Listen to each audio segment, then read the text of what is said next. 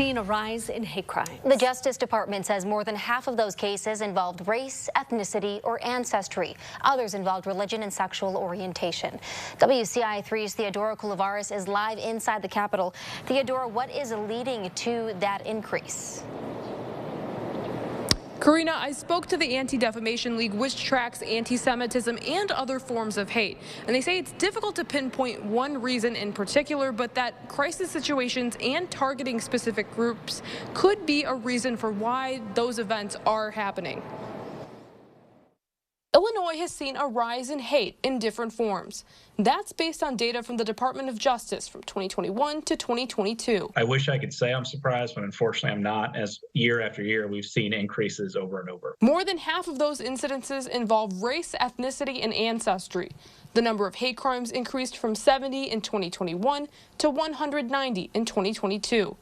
And during that time period, hate crimes related to religion and sexual orientation spiked. Whoever is viewed as the other in society, who is viewed as different, can then be termed as a threat by a lot of groups. And it's not enough to say we want to ostracize this group, but when bad times happen in society, like I said earlier, people are looking for answers to things, and they say, well, it's this group's fault that this is happening, so let's target this group. A hate crime like that happened just a few months ago in Plainfield.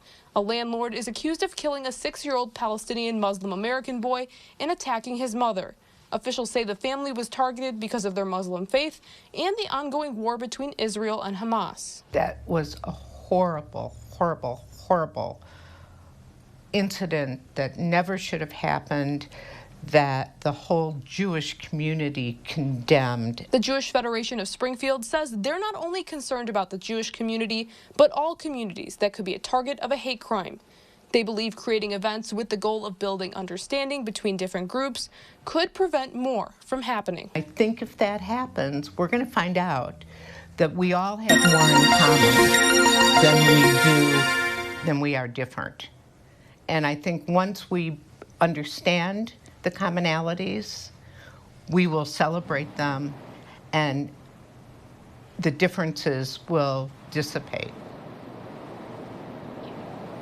Since the war between Israel and Hamas began in October, the Anti-Defamation League says they've seen an increase in anti-Semitic and Islamophobic activity.